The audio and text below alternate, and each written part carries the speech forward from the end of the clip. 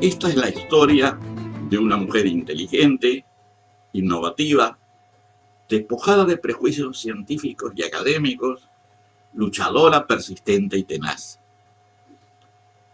Nació en 1920 en Hopkinstown, cerca de la ciudad de Pontypridd, a orillas del río Taff, en el sur de Gales. Su nombre era Ellen Floyd. Se crió en una humilde familia minera, en un ambiente de militancia laborista y socialista. Fue brillante estudiante y luego de graduarse ganó una beca a la Universidad de Oxford. Durante la entrevista para entrar a la universidad, los profesores, bastante clasistas, pensaban que proviniendo de un pobre pueblo minero de Gales, estaría aplicando como mucama. Sin embargo, realizó una carrera descollante, destacándose en las ciencias políticas. Se casó con un profesor de francés, veterano de las brigadas internacionales, y al casarse, como se acostumbra en el mundo anglosajón, cambió su apellido al del marido, que era Morgan.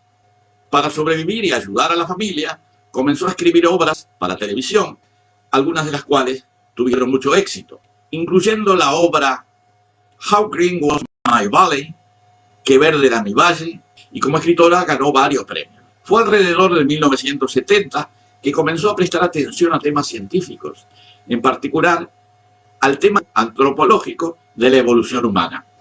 Hacía algunos años, 4 décadas atrás, un joven biólogo marino de Oxford, de nombre Alister Hardy, que había desarrollado en parte su experiencia en la Antártida, comenzó a plantearse algunas dudas relacionadas con los cetáceos y los seres humanos. Hardy, que se había especializado en ballenas por 1930, se planteó el problema de por qué los seres humanos, a diferencia de otros animales terrestres, tienen la grasa adherida a su piel, similar a la grasa de ballena o blubber, como se dice en inglés, que tienen los mamíferos marinos.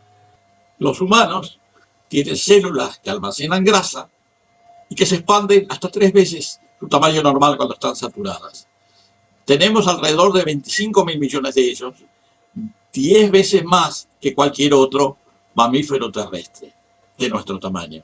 Tenemos al menos 10 veces más adipocitos, las células de grasa, de lo esperado en comparación con animales del mismo tamaño. En ese momento pensó que eso podría explicarse si los humanos tuvieran un origen más acuático de lo que se pensaba, tal vez anfibio. Hardy no planteó sus ideas durante 30 años para no entrar en conflicto a nivel académico y para no arriesgar su posición como profesor en la universidad. Pero ya en 1960, 30 años después, se animó a lanzar su idea, dando una conferencia sobre el tema y luego escribiendo un artículo titulado Was Man More Aquatic in the Past? El artículo fue publicado en 1960 por la revista New Scientist, pero fue en general ignorado por los círculos antropológicos.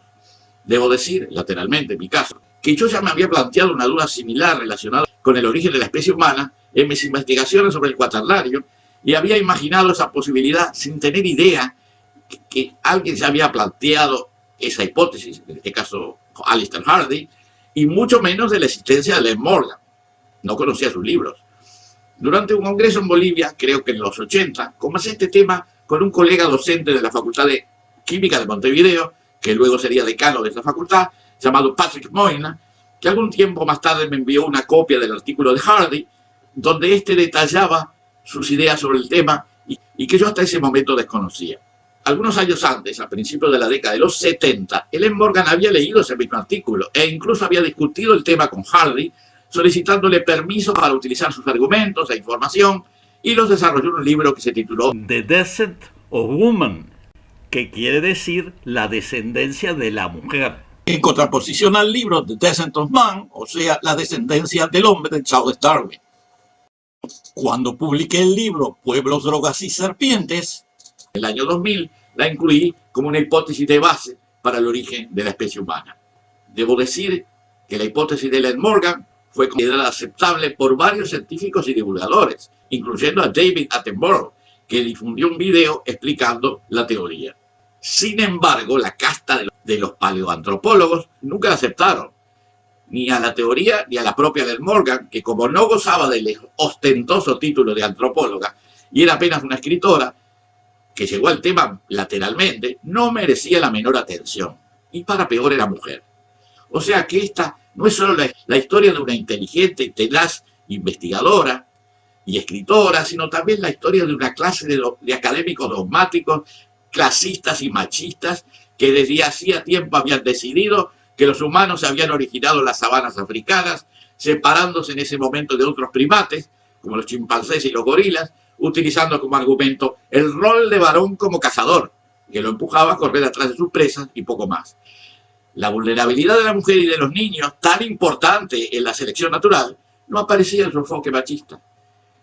Por el otro lado, los argumentos de la teoría del primate acuático son muy fuertes. A diferencia de los mamíferos terrestres, los humanos nacemos y crecemos desnudos, sin pelo que nos cubra el cuerpo, y caminamos en dos patas. Los paleoantropólogos nunca han ofrecido una explicación convincente para estas características de nuestra especie. Estos rasgos se explican muy bien si imaginamos una especie de primates que se desarrollaba a orillas de lagos, ríos y mares, y podríamos decir semianfibios, que determinó que perdieran la pelambre para nadar mejor, sustituyendo el pelo por grasa subcutánea, y que caminaran en dos patas para adentrarse en el agua con la cabeza afuera.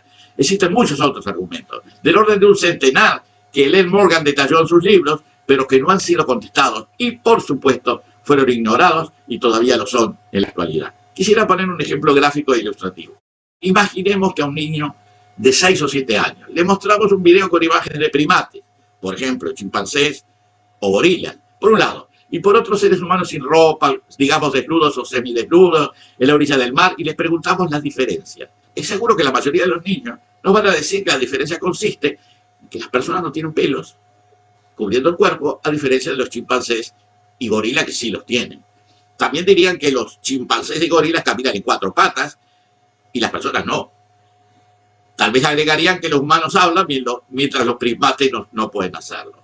Estas diferencias, que son tan evidentes, que hasta un niño puede reconocerlas, en general son evitadas por los paleoantropólogos, que basan su hipótesis en una visión de una especie muy masculinizada, cuya principal actividad la realizan los hombres, que serían los cazadores. Y por supuesto, las mujeres, que constituyen el principal actor biológico de la reproducción, son ignoradas olímpicamente. La visión ortodoxa es machista y discriminadora. Ellos no pueden aceptar las opiniones de personas que provienen de otras disciplinas, científico-humanistas, y mucho peor de una mujer de origen humilde, que además es una sencilla ama de casa del sur del país galés. Este video tiene como fin no solo reivindicar una teoría que ha demostrado presentar argumentos extremadamente convincentes, sino también a una mujer brillante, infructuosamente censurada por la soberbia de algunos académicos. Son los mismos que continúan dominando este tema central de la historia humana, con ideas que con el tiempo han mostrado, desde muchos puntos de vista, que son erróneas, creando confusión en la enseñanza de las ciencias antropológicas y humanas todavía hoy.